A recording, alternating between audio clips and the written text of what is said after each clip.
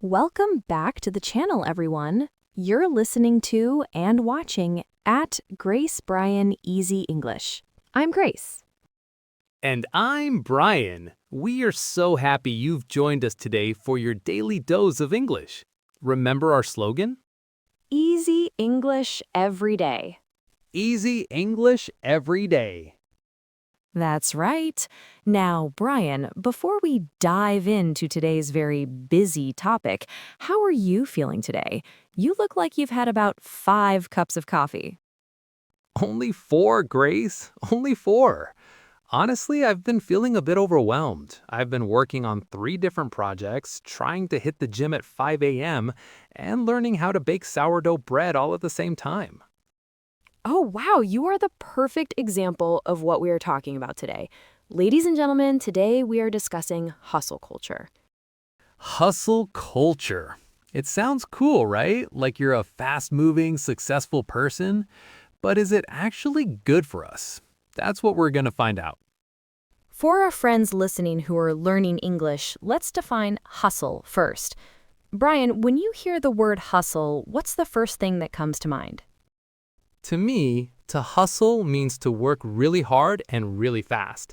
In basketball, coaches always yell, "Hustle, hustle," to make the players run faster. But in the modern world, hustle culture is the idea that you should spend every waking minute working to achieve your goals. Exactly. It's that no days off mindset. If you aren't working, you're losing. If you're sleeping, you're failing. It's very popular on social media, but it can be quite toxic. Toxic. That's a good B2 word. It means something that is poisonous or very harmful. So today we'll talk about the pros, the cons, and how to find a balance without losing your mind. So, Brian, why do you think everyone is so obsessed with hustling these days? I feel like 10 years ago, people just went to work, came home, and watched TV. Now everyone has a side hustle.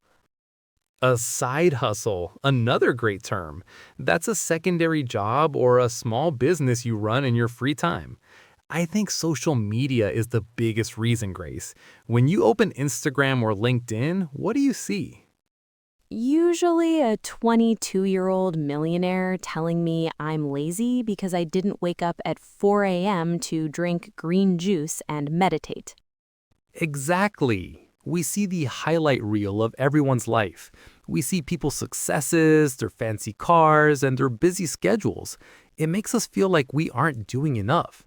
There's a specific English phrase for this: keeping up with the Joneses. Oh, I love that one. Keeping up with the Joneses means trying to have the same expensive things or the same status as your neighbors or friends because you don't want to feel inferior. Right. And in the digital age, the Joneses are the influencers on our screens. Hustle culture tells us that if we aren't grinding, which is another slang word for working hard, then we are wasting our potential. But here's the problem. Human beings aren't robots. Brian, have you ever tried to maintain that high-energy hustle for a long time? What happened? Oh, I crashed hard. About 2 years ago, I was working my full-time job, teaching English online at night, and trying to learn coding. I did it for 3 months. By the end, I couldn't even remember where I put my car keys. I was exhausted. That's what we call burnout. Burnout. It's when you have no more physical or mental energy left because you've worked too hard for too long. It's a real productivity killer, ironically. You try to do more, but you end up doing less because your brain just stops working. Let's take a quick vocabulary break. We've used a few interesting words already. Let's explain them for our listeners so they can use them in their next English conversation. Great idea. First one, to burn the candle at both ends. Grace, what does that mean? It's a classic idiom. If you burn a candle at both ends, it burns out very quickly. It means you are waking up very early and going to bed very late to get work done. You are exhausting yourself. I definitely did that. Next one, the rat race. The rat race refers to a way of life in which people are caught up in a fiercely competitive struggle for wealth or power. It feels like you're a rat in a maze, running and running, but never really getting anywhere. That's a bit depressing, isn't it? Okay, one more. To pull an all-nighter. This is very common for university students. It means to stay awake all night to study or finish a project. I had to pull an all-nighter to finish the report for my boss. I hope our listeners don't have to pull an all-nighter to learn English. With our channel, we want to make it easy. Exactly. Little by little, every day. Let's go back to the social media aspect. Grace, do you think hustle culture affects men and women differently? That's a deep question, Brian. I think so. For women, there's often this pressure to have it all. You need to be a girl boss, which is a term people use for a successful female entrepreneur, but you also need to have a perfect home, look amazing, and be super healthy. Girl boss. I've seen that on a lot of coffee mugs. Yes, it was meant to be empowering, but sometimes it just feels like another reason to work 24/7. And for men, I think the pressure is often about financial status and being the provider or the alpha. Right. There's this guy on YouTube I saw recently. He said, if you aren't making money while you sleep, you're doing it wrong. And I thought, man, I just want to sleep while you sleep. Me too. Sleep is a basic human need, not a luxury. But hustle culture treats sleep like it's a weakness. Have you heard the phrase, "I'll sleep when I'm dead"? Yes, and it's a terrible philosophy. Science shows that if you don't sleep, your brain literally can't clean itself. You become less creative and more irritable. Irritable. Good word. It means becoming annoyed or angry easily. So if you see Brian being grumpy on the podcast, you know he hasn't slept. Hey, I'm always a delight, Grace. Mostly. Now, we've been a bit negative about hustle culture, but let's look at the other side. Is there a good way to hustle? I think so. Ambition is a good thing. Having goals is great. If you want to start a business or learn a new language, like our listeners are doing, you do need to put in the work. You need discipline. I agree. The difference is intentionality. Intentionality. That's a big word. Can you break it down? Being intentional means doing something with a clear purpose and a plan. It's not just working for the sake of working. It's saying, I will work hard on this project for 4 hours, and then I will completely stop and play with my dog. So it's about boundaries, setting a stop time. Exactly. Hustle culture has no boundaries. It's a more is more approach. But productivity experts actually say that less is more. If you focus on the most important tasks, you don't need to work 16 hours a day. Have you heard of the Pareto principle? It's also called the 80-20 rule. Oh, tell our listeners about that. It's the idea that 80% of your results come from only 20% of your efforts. So if you can find that 20%, the most important stuff, you can be very successful without working yourself to death. I love that. For English learners, that might mean focusing on the most common 1,000 words and basic grammar instead of trying to learn every single word in the dictionary. Exactly. Focus on what actually helps you communicate. That's smart hustling. Lately, I've seen a reaction to hustle culture on TikTok and Instagram. People are talking about the soft life. Have you heard of this, Brian? The soft life? Does it involve pillows? Because if so, I'm interested. Sort of. The soft life is the opposite of hustle culture. It's a lifestyle where you prioritize comfort, low stress, and happiness over constant hard work and struggle. That sounds nice, but can people actually afford a soft life? We still need to pay the bills, right? That's the catch. Some people think the soft life is only for rich people, but others say it's just a mindset. It's about saying no to extra work that doesn't benefit you. It's about taking a long bath, reading a book, and not feeling guilty about it. The guilt part is huge. In hustle culture, if you sit on the couch for 30 minutes, a little voice in your head says, you should be productive, go learn a language, go start a podcast. We call that productivity guilt. It's very common. We feel like our value as a person depends on how much work we do. We need to remember that we are human beings, not human doings. Oh, that's a deep one, Brian. I'm going to put that on a t-shirt. Please do. But seriously, it's okay to just be. It's okay to have a Sunday where you do absolutely nothing. That's actually a recharge for your brain. Let's share some stories. I'll go first. A few years ago, I thought I had to be the perfect English teacher. I was making videos, writing blog posts, answering every single comment, and teaching 40 hours a week. 40 hours of teaching plus content creation? That's easily a 70-hour week. At least I stopped seeing my friends, I stopped exercising. One day I was recording a video and I just started crying for no reason. I wasn't sad, I was just empty. That's a classic sign of burnout. Your body was telling you to stop. Exactly. I had to delete my apps for a week and just go for walks. I realized that my students didn't need a perfect teacher.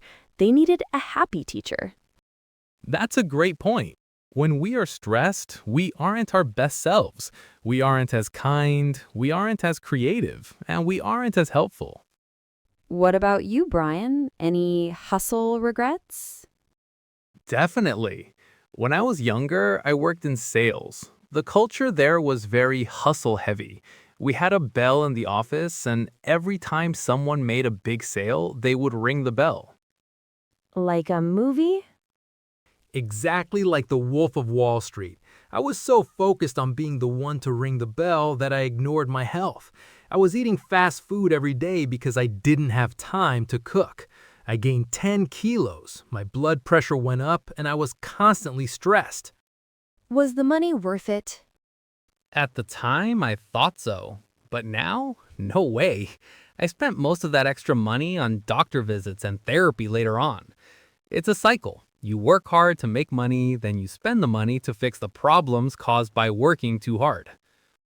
It's a trap. We have to be careful not to fall into it.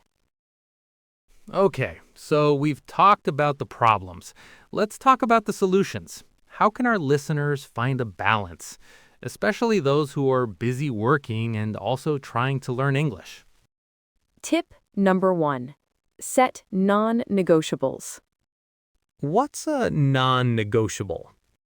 It's something that you must do for yourself, and you won't let work interfere. For example, my non-negotiable is that I do not check my email after 7 p.m., no matter what. I like that. Mine is my morning workout. If I don't move my body, my brain doesn't work. Even if I have a busy day, the workout stays. Tip number 2. Practice micro breaks. You don't need a month-long vacation to recover. Even taking 5 minutes to breathe, stretch, or look out the window can lower your cortisol levels. Cortisol? That's the stress hormone. When you're hustling, your cortisol is very high. Micro breaks help bring it down. Tip number 3. Stop multitasking. Oh, this is a big one. People think multitasking is a superpower.